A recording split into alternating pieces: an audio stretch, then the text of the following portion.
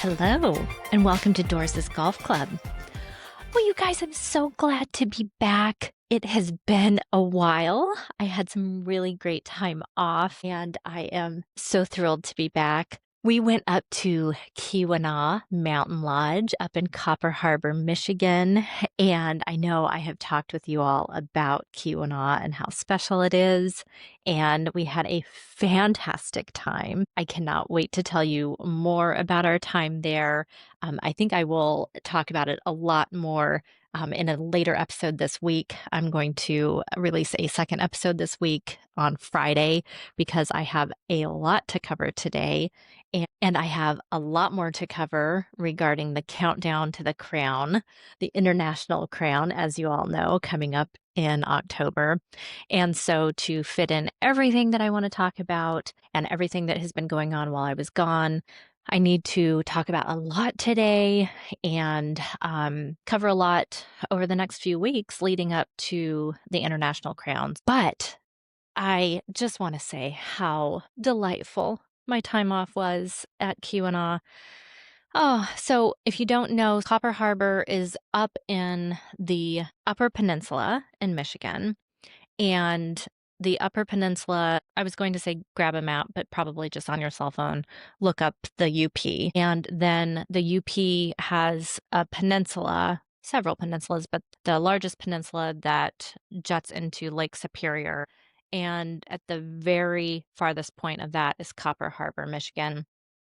And Keweenaw Mountain Lodge has the golf course that is the farthest north golf course in Michigan. And so we stayed there at Keweenaw Mountain Lodge and played golf, and it was so beautiful. The leaves were turning and the weather was beautiful, and we just had such a relaxing, nice time. There were so many beautiful birds out, and we saw deer. And it just was so peaceful. Everyone had gone back to school, and so there were not many people there staying. And so it was quiet and peaceful and relaxing. And Copper Harbor, the town there it's so small, but so cute. A few little restaurants that were still open, and then a wonderful bookstore called Grandpa's Barn. And so it's actually a barn that is a bookstore. I haven't actually finished a book in a very long time other than listening to audiobooks as I'm making long commutes driving. And so I read 2 books very quickly, front to back, which was a record for me for this year and in a long time, unfortunately. I used to read all the time. So read 2 books very quickly, got lots of sleep, played golf. And we decided that really the way that we play golf, we like to play our 18 holes over 2 days, basically 9 holes one day, have a day in between, and then finish up our round of 18 holes on the second day with a day in between. That's how we got in our 18 holes of golf. They have a wonderful 9-hole golf course there at Keweenaw. And they used to have 18 holes. At some point, converted the back 9. It's now all trails, wonderful hiking trails. And then in the winter, you can go snowshoeing and cross-country skiing. And I'm dying to get up there sometime in the winter. I've never been snowshoeing, and I really would like to. But yeah, it is a fantastic location up there. So I'll tell you a lot more about the trip and everything about the wonderful mountain lodge up there. But there's so much to cover today, so let me go ahead and get into it. While we were gone, there were a couple different tournaments. So the first weekend that we were gone, which was September through 14th, was the first tournament that I had missed. So that was the Kroger Queen City Championship, and that was played in Cincinnati, Ohio. That tournament was won by Charlie Hull, and that evidently ended up being a very exciting tournament, a very exciting ending with Charlie Hull winning. So Charlie has only won, this is now her 3rd LPGA win in her entire career. Her last win with the LPGA was back in 2022, and then her first win with the LPGA was back in 2016. So she's had to wait a while since her last win in 2022. Okay, so very similar to the way that Gino ended the previous tournament there in Boston. So the FM championship there in Boston with her and Miranda Wong, where Gino came in second, and it was her and Miranda Wong kind of battling it out till the very end, and Gino lost by 1 point. It was very similar with Gino and Charlie Hull here in the Kroger Queen City Championship. And again, Gino lost by 1 point. And so Gino Tittakun from Thailand, Charlie Hull is from England. And the two of them were battling it out up till the very last hole on the very last day.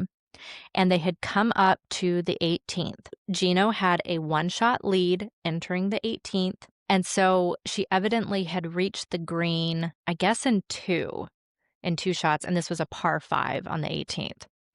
And so she could have won, I don't know about fairly easily. I don't know where exactly she had landed, but she could have won.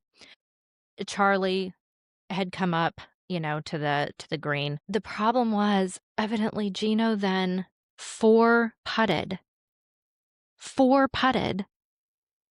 to then get in the hole on the 18th. Oh my goodness. And so she bogeyed. So, on the very last hole to 4-putt for a bogey, and then Charlie birdied the same hole. And so Charlie won by 1 point. And so she finished at 20 under and Gino finished at 19 under. So it came down to that very last hole. Oh man, I feel for Gino. This is now the second time again in the last 2 tournaments, or those previous 2 tournaments, that she had come down to being so close to winning. And she's only won 1 tournament this year. Again, there were very high expectations for her, and just kind of not what people had been expecting from Gino. Gino is still number 1 in the world with the Rolex rankings and the CME points for the year, but still, this is kind of disappointing. However, this gives us yet another new winner for the year. So we have not had a repeat winner. And so Charlie is our, I guess, 25th new winner. And so we're very, very close to tying the record. I'm rooting for us to break the record that we had getting very close to tying. Okay, so some other notable things. Lottie Wode came in solo third at 18 under. The purse was $2 million for that tournament. Which is low. The winner's share was $300,000. Charlie earned $300,000. So congratulations to Charlie. And that really bumped her up in the CME points, the race for the CME. I was looking, I'm going to go through the CME points at some point, because we, after the International Crown toward the end of October there, then the next really big tournament is that CME Championship. That is at the end of November. It's the weekend right before Thanksgiving. And so that is what this entire year, this race to the CME Championship, that is what this is all about. So the top 60 ranked women with CME points get invited to that CME Championship tournament that weekend right before Thanksgiving. It's in, I believe, Naples, Florida. And so 60 women will get to go to that tournament and play. And the winner she alone gets $4 million. So it is a huge deal if you're in that top 60 of the CME points and get invited to that tournament and have a chance to win $4 million. And I'm sure the other amounts of money that you can win, I'm sure, are huge. And it's a much smaller amount of people that you're playing against. It's only 60 or 59 other women if you're one of the 60. And a lot of tournaments, you're sometimes with 120 women, 154 women. And so to only be playing with 60 total women with that chance of winning $4 million for the winner, that's not the total pot. That is, the winner gets $4 million. It's a really big deal. So those CME points, very, very important. Now that leads us to this tournament that was started to be held this last weekend. And that was the tournament that was supposed to be held right outside. I think it's technically in Rogers, Arkansas, but I think of it as Bentonville because it is the tournament sponsored by Walmart. And so it is the Walmart Northwest Arkansas Championship in Rogers, Arkansas. It was supposed to be held September 19th through 21st.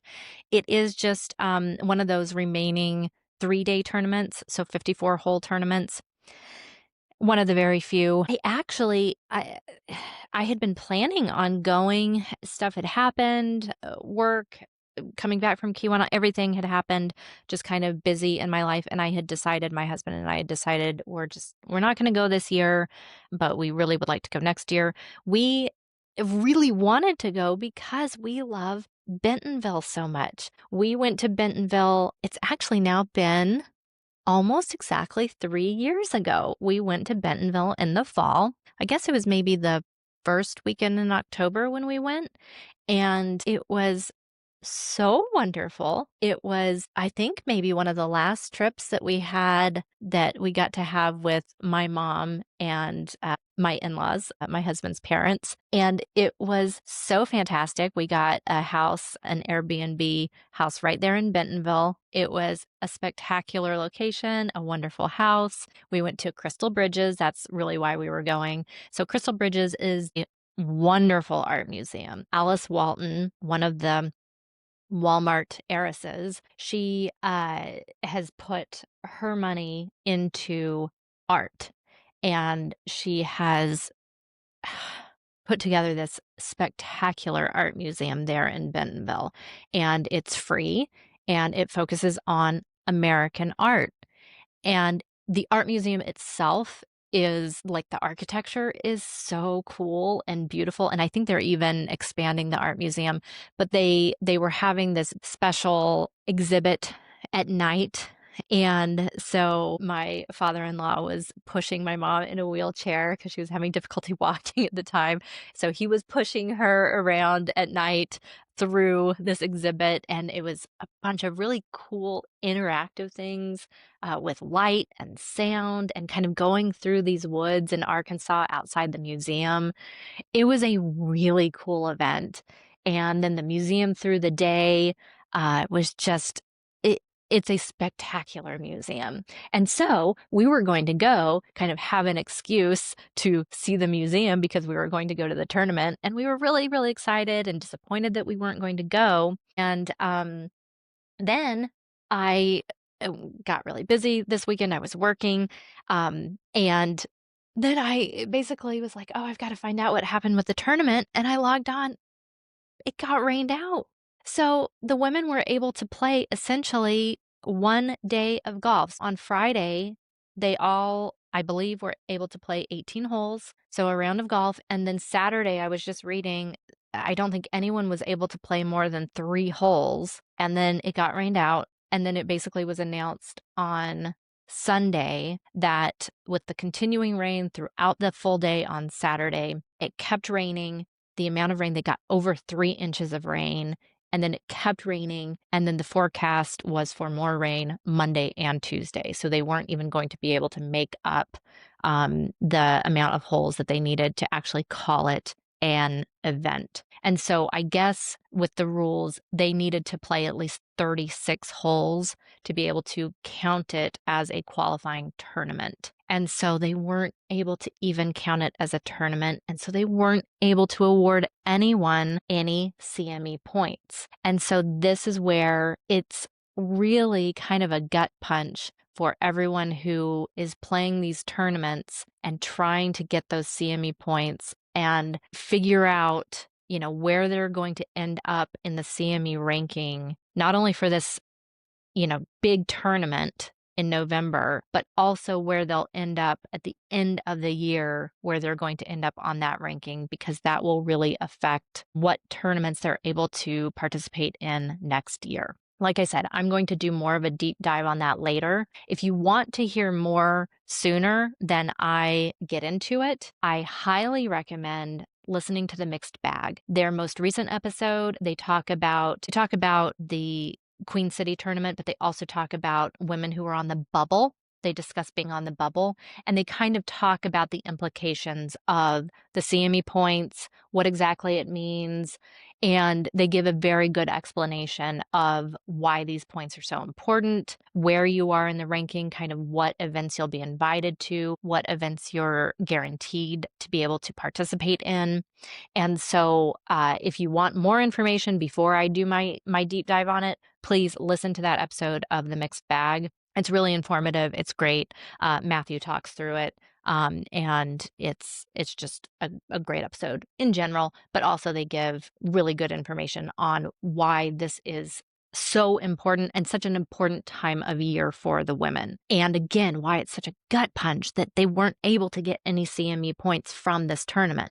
We're winding down the number of tournaments that anyone is able to participate in before the end of the year here. And so to have an entire tournament, just kind of yanked away, it's just really disappointing. But anyway, so next year, I really hope that I'm able to attend. And if you're listening and you have the whole year now to plan ahead, if you're thinking of going to any tournaments next year, if you live anywhere around Bentonville, Arkansas, people fly in there all the time because obviously it's Walmart headquarters, and so a lot of business goes on. So I'm sure that they have some decent flights in there. Try to plan a trip there. Bentonville it's a cute little town. I remember some really good food, some good restaurants. Also, their Walmart museum, they have, I think it's kind of a cute, just small museum, but they also have at the end, they have kind of a like an ice cream soda shop type thing, and they have their prices still like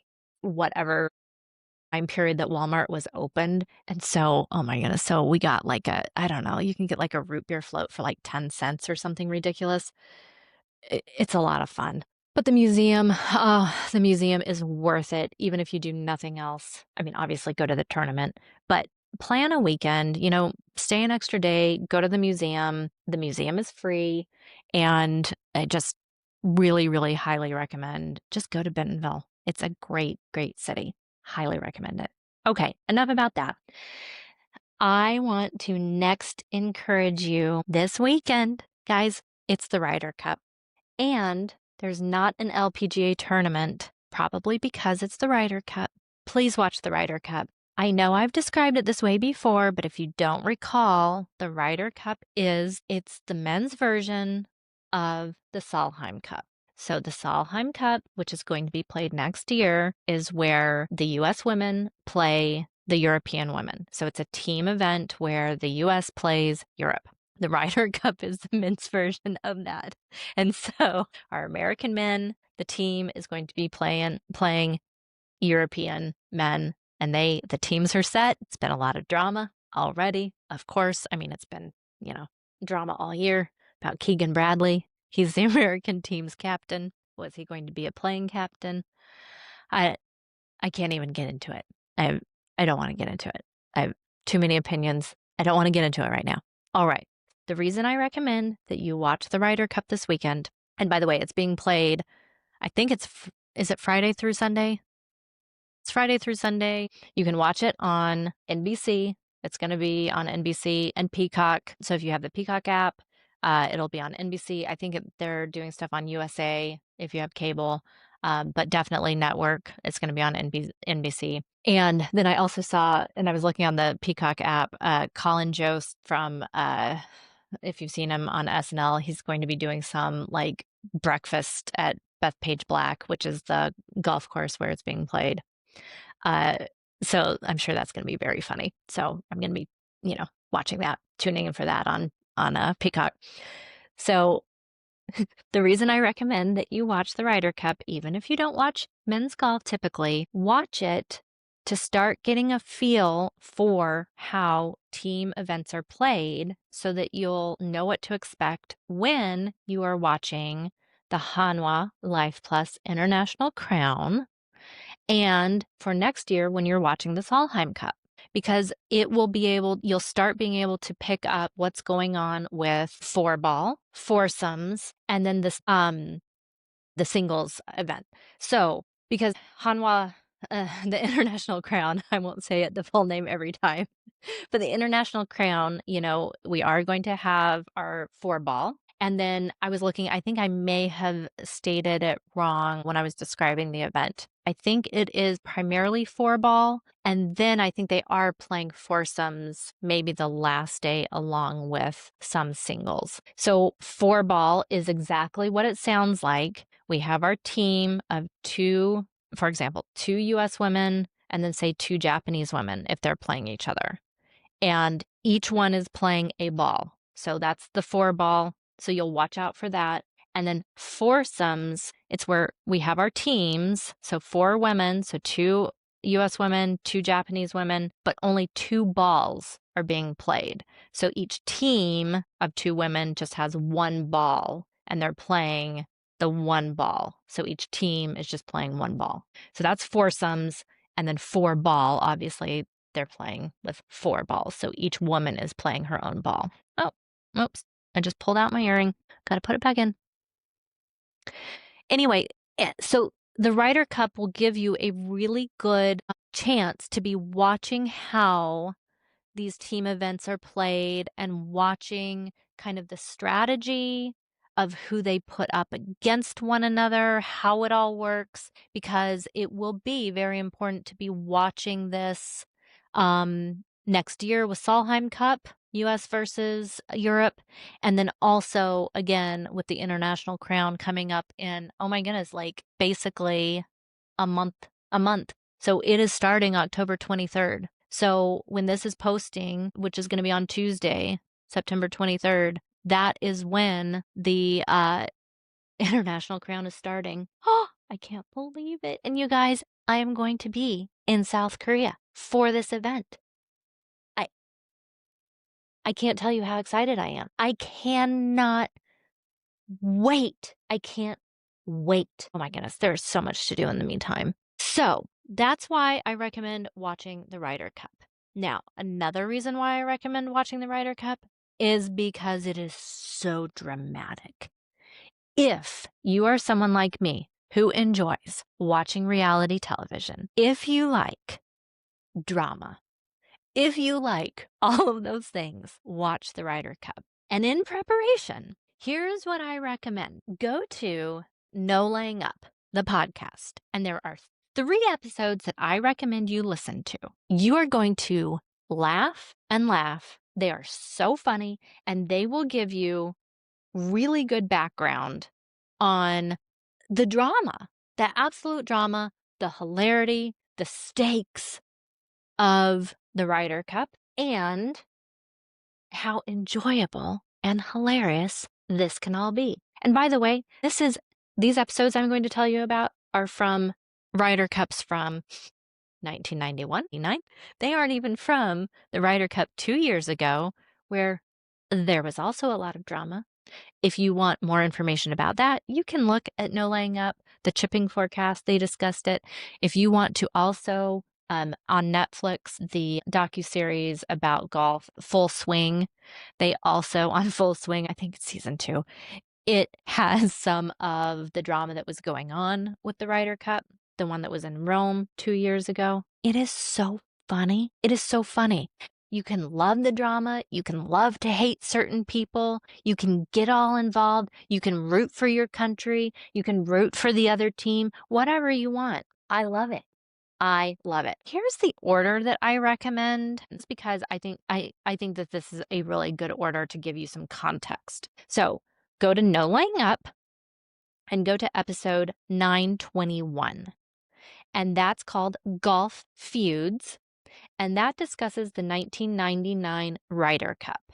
It is the funniest episode. It is so funny. That will just give you some context about the Ryder Cup and about the just how seriously this stuff is taken for years, and the rivalry and how it all goes. Then if you go to episode 945, that is an episode, kind of a deep dive into some investigations going on that No Laying Up did. And this one is talking about Bethpage Black. that is the name. So Bethpage is the golf course and Black, or I guess the golf club, and Bethpage Black is the specific golf course that the Ryder Cup is going to be played at. So there's Bethpage Black and red and blue and yellow and green, I think. But Bethpage Black is the actual course that they're going to be playing for the Ryder Cup. And so that episode, it doesn't talk. It's an episode that talks about a lot of other things, but it also discusses Bethpage Black and how difficult it is as a course. And it's just a really fascinating episode. So don't think that it's all about the Ryder Cup, because it's not. It's just a really interesting episode and gives you some context about Bethpage Black and, why it is such a well-known course. And it's just also a really fascinating episode, and will give you some idea, I think, too, on possibly the type of fans that are going to be there, the local fans, the local American fans. Okay. And then the last episode I recommend is episode 425. And so it's obviously much earlier, but it is an episode that discusses the 1991 Ryder Cup. It's a great episode. Again, highly recommend it. It really, again, just gives some wonderful background. So just as you're exercising, as you're running errands, as you're just wanting something on in the background, anything, just put on these 3 episodes of No Laying Up. Do it early, do it in preparation, and then starting on Friday, you will have some excellent context when you put on the Ryder Cup. If you don't have time on Friday, if you're working, if you're doing whatever, Saturday and Sunday, turn it on. NBC, Peacock, maybe USA, but definitely NBC, Network, Peacock app. Please put it on. It's going to be great. Okay. So, like I said, you'll then learn about match play. So you'll see 4-ball, foursomes, and then the singles. You'll see the strategy. So that will help you get ready for the International Crown. And so my next segment, which I'm going to talk about now, is the International Crown, the countdown to the crown. And so our main feature today, we are going to be talking about Team USA. I'm so excited. So I want to talk about our 4 players, and then I'm going to talk about their fashion a little bit. It's really interesting what I found out. Okay, Team USA. So as you all know, each team has 4 players, and the 4 players are chosen based on the Rolex rankings.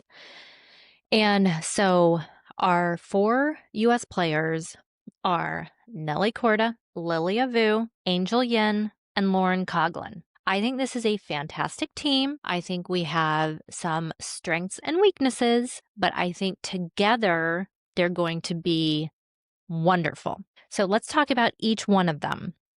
And I know that you probably have heard me talk about each of them independently, but I want to go into them a little bit more so that you all feel like you really know our U.S. players very well, and you can start learning about them a little bit more yourself. And so you can really fully start rooting for them and be prepared to cheer them on for the International Crown. Just as a preface, I highly recommend, if you are on Instagram, go ahead and follow our U.S. women. Follow them on Instagram. And then also, if you want to go ahead and follow Hanwha Life Plus International Crown, you can be getting news on all of the team, all of the different teams. Then when the event does start, you'll be getting information on it too. So let's talk about Nelly Korda.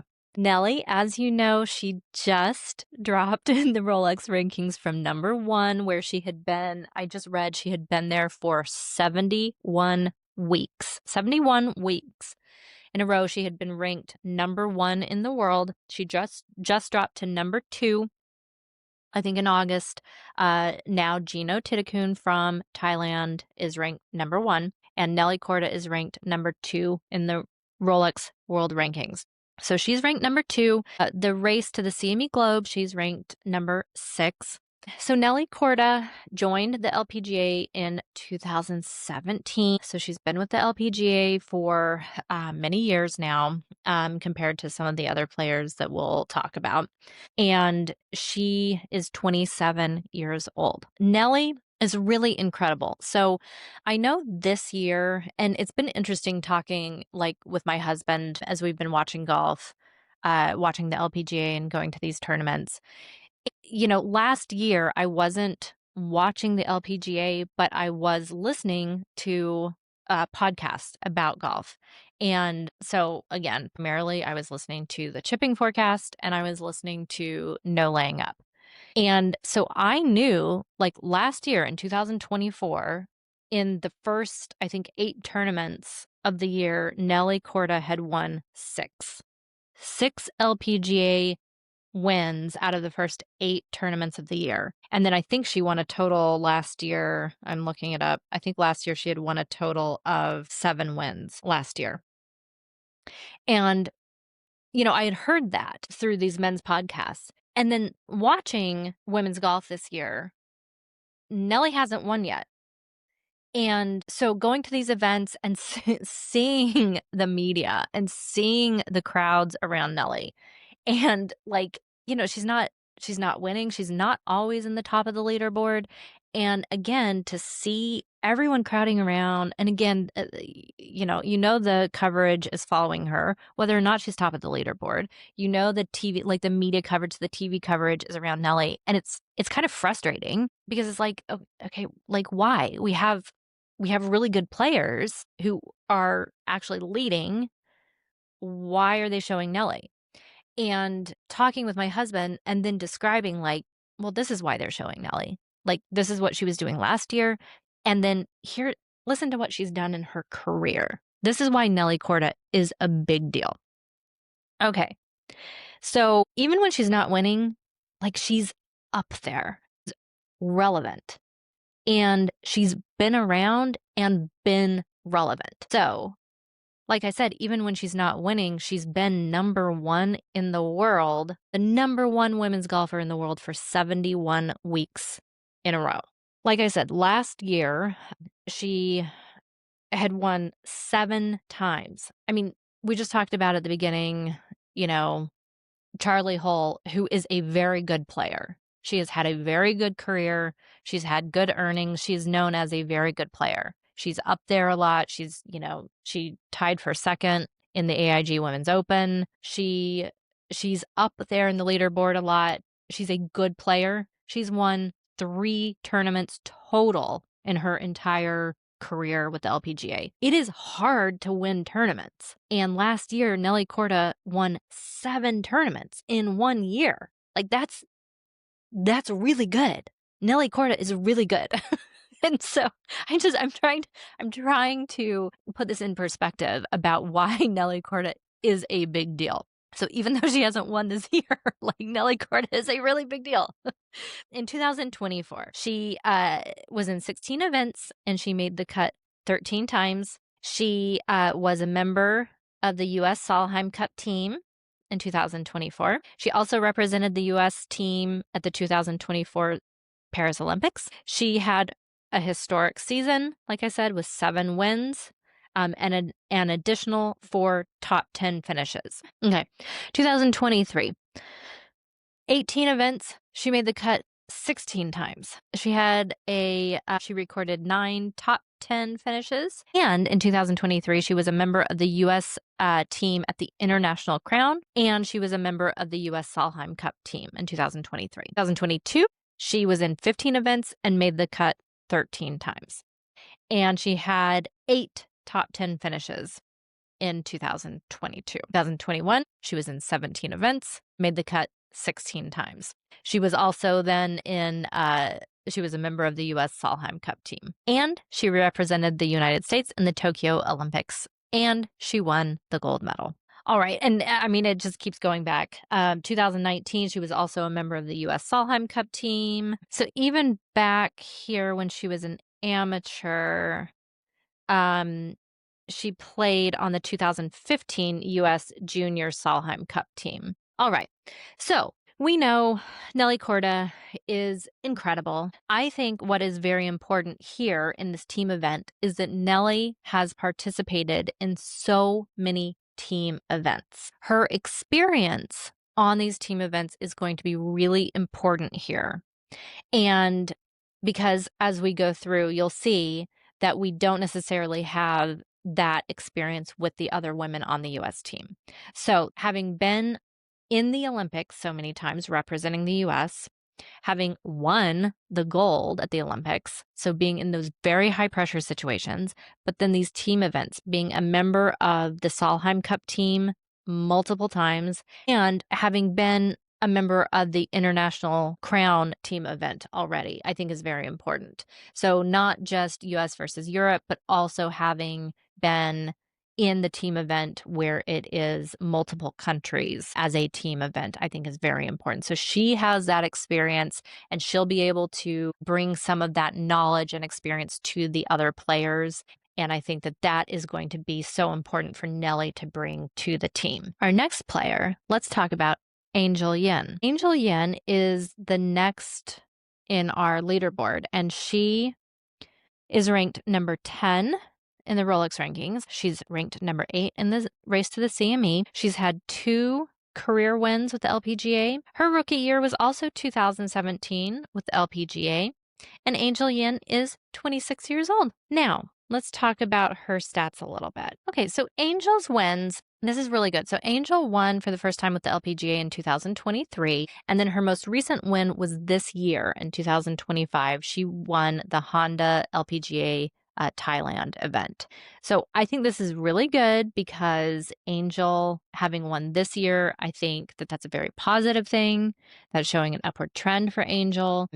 Rolex ranking is very good, number 10 in the world. That's fantastic for the US. And so as far as Angel's concerned, she has been a member of the Solheim Cup team for 3 different times. So she was a member in 2017, 2019, and 2023. And it looks like she's had a pretty good record there. 5-3-1. I think that is 5 wins, 3 losses, and 1 tie. And so that's a very good record as far as team events go. So she's had experience in team events. She has a winning record with team events. I think that's fantastic experience that Angel has had. And again, having kind of that upward trend as far as winning this year, I think is really very good for Angel and what she's bringing to this team event. Now, 2024, she participated in 20 events, made the cut 13 times. She did earn 7 top 10 finishes, and her best event was a solo second at the CME championship, which is quite good. 2023, she was in 18 events and made the cut 15 times, and she had 6 top 10 finishes. Let's see. And in 2023, she was a member of the U.S. Solheim Cup team. So it looks like, I don't think she's been a member of an international crown that I can see. But I think it's really great that she has been in these team events. And like I said, that she has won recently, that she has had this recent LPGA win, because I think for her mentally, that's going to go a long way. And really, I don't know, it says to her that she absolutely deserves to be part of this team, that she is providing a lot to this team, and clearly is a very important member of the team with very good experience to bring to the table. Okay, let's talk about Lauren Coughlin. Lauren Coughlin has also had 2 career wins, and she is 15th in the Rolex rankings, 24th in the race to the CME Globe. Her rookie year was 2018, and Lauren is 32 years old. Now, you've heard me talk about Lauren Coughlin in the past. Lauren had been with the LPGA for many years and hadn't won, was getting very close to stopping playing golf, was really questioning whether this was a career that she could continue. I think her husband had quit his job and was caddying for her, and they were trying to decide if this was something that they were going to continue or not. And then she won. She won her first tournament last year in 2024. And then she won again. And it was just, I don't know if they were back-to-back wins, but it was really amazing. And the timing of it was so spectacular because she also then made the Solheim Cup team for America in 2024. It was just wonderful. And she went, she was first-time member of the U.S. team in the Solheim Cup. And she did really, really well there. So looking here, she was 3-0-1. So won 3 of her matches, didn't lose any, and was tied 1. That is an incredible performance, especially as a rookie going into a team event, very high pressure, really outstanding. And so 2024 was just an amazing kind of breakout year for someone who had been playing since 2018, was thinking of giving up. It really is an amazing story. I know I've told you this before, but no laying up. They actually sponsored her. Their podcast sponsored her, and they have several episodes about her and her story. But I think there's one specifically called like Lauren Coughlin's story or something. And I recommend listening to it, but it's really an amazing story. I like Lauren Coughlin very much. Everything I have seen of her at tournaments, she seems to be a very chill, very calm, cool, collected, very calm under pressure. I think she's going to bring that to the team. Especially, my goodness, with her record. I know she's only been in one team event there with the Solheim Cup in 2024, but that's a fantastic record that she has. And so I think that is going to be really great for this team. I'm thrilled that Lauren is on this team. Okay, let me talk about our final player on the U.S. team, and that is Lilia Vu. I really like Lilia Vu. She is ranked currently 28th in the Rolex rankings and 64th in the Race to the CME Globe. Lilia has had 5 career wins and was a rookie in 2019. That's when she joined the LPGA. She is 27 years old. So let's look at her bio. Okay, of Lilia's 5 wins, 2 have been majors. That's great. That's pretty amazing. And so she won the Chevron Championship, and then she also has won the AIG Women's Open. Those are impressive, very impressive of your 5 wins to have 2 of them be major wins. She has been, this is very good, she has been in 2 Solheim Cups. So she's been in those team events in 2023 and 2024. And then she was in the International Crown team event in 2023. She was also a member of the U.S. team for the Paris Olympics in 2024. And so that is really great. She, next to Nelly Korda, has the most experience with team events. So between the Olympics, the International Crown, and Solheim Cup team events, Lilia Vu has some great experience there. Okay, here are my thoughts, though. So Lilia has not been playing as well this year as she has in the past. I think she had a back injury. I think she has been kind of getting back into things.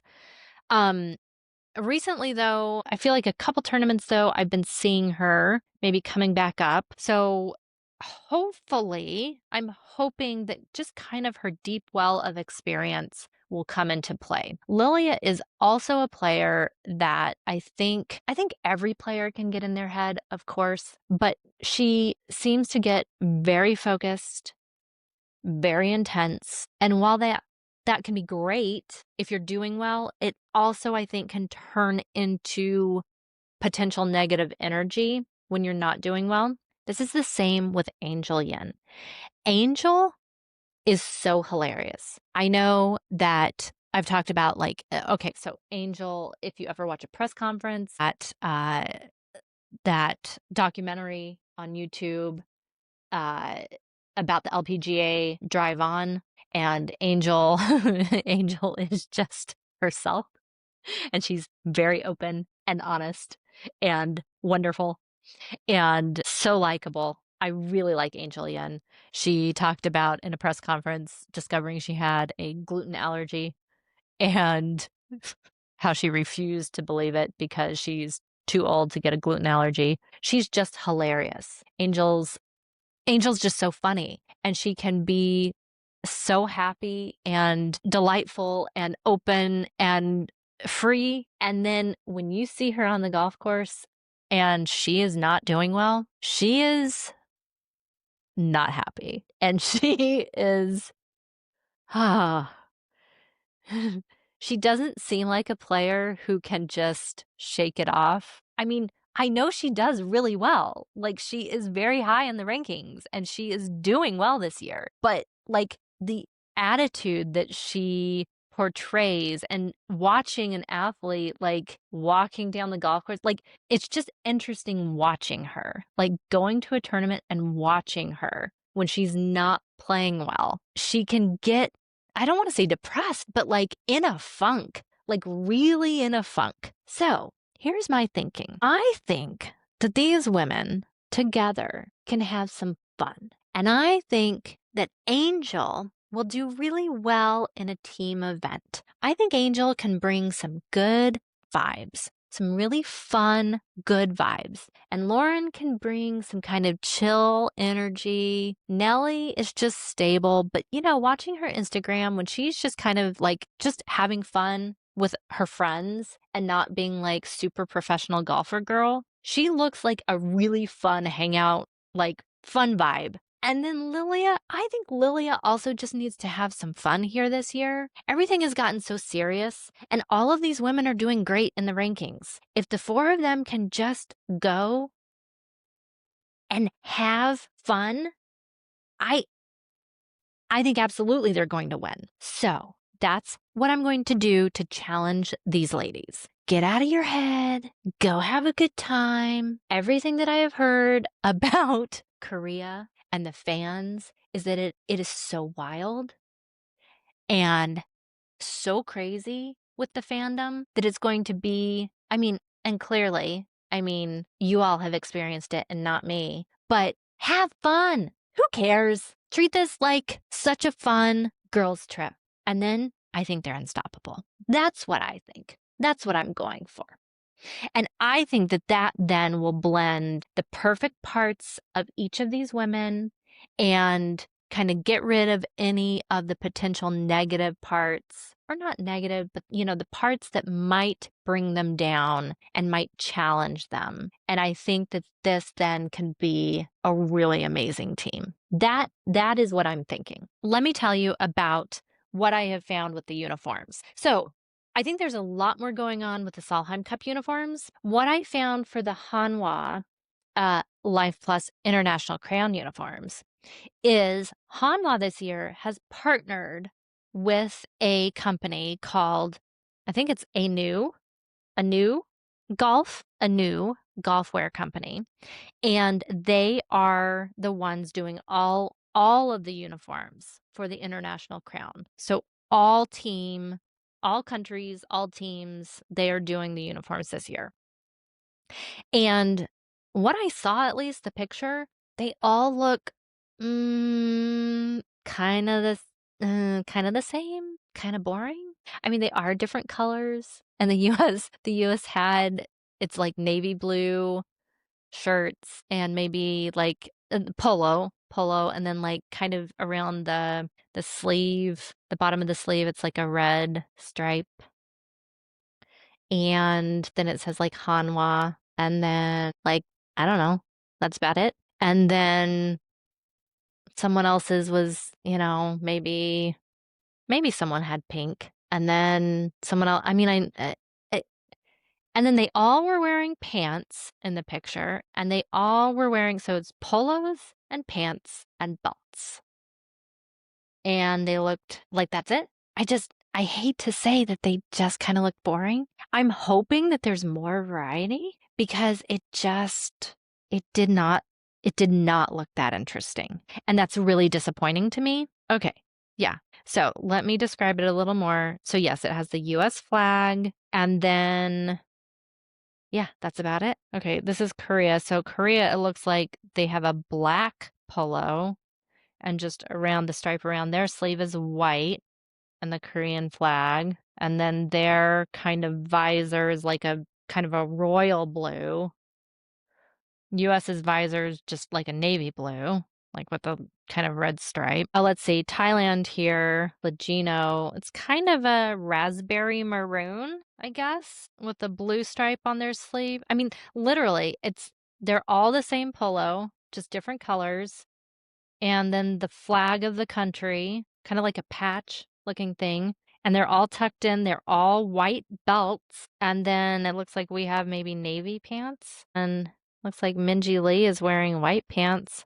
I'm sorry. I mean, I was hoping for something a lot more exciting. When I was talking about fashion, I was so excited to look this up and to discuss this. And unfortunately, this is just kind of a bust. And I went to, okay, so a new, yeah, I mean, it looks like when I went to their company, like, website and stuff, it looks like they have pretty great golf clothes, but I don't know why.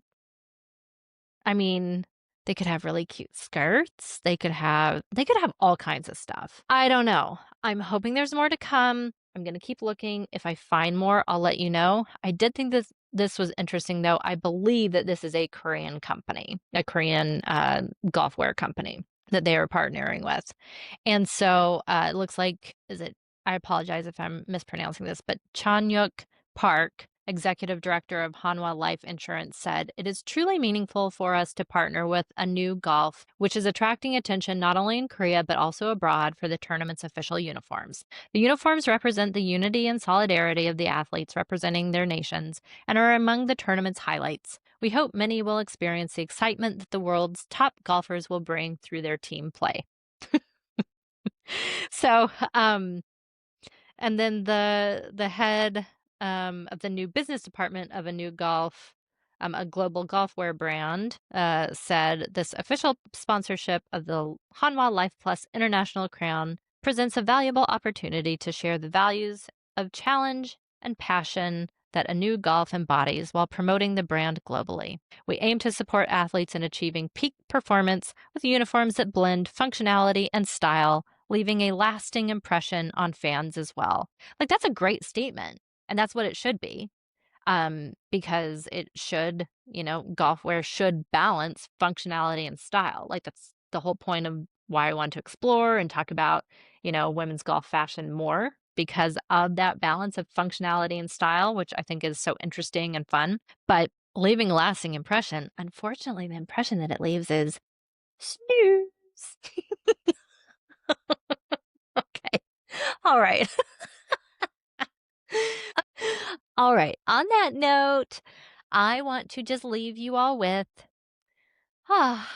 letting you know that on Friday, I am going to next discuss Japan's team because I've got to get through these teams. So I'm going to be talking about the 4 players from Japan, and I'm also going to be telling you a little bit more about my trip to Keweenaw Mountain Lodge because I want to tell you more about the golf there. It was so fantastic. Anyway, I have so many wonderful recommendations on shows and various things, but I've already told you about really the big focus this weekend is for the Ryder Cup.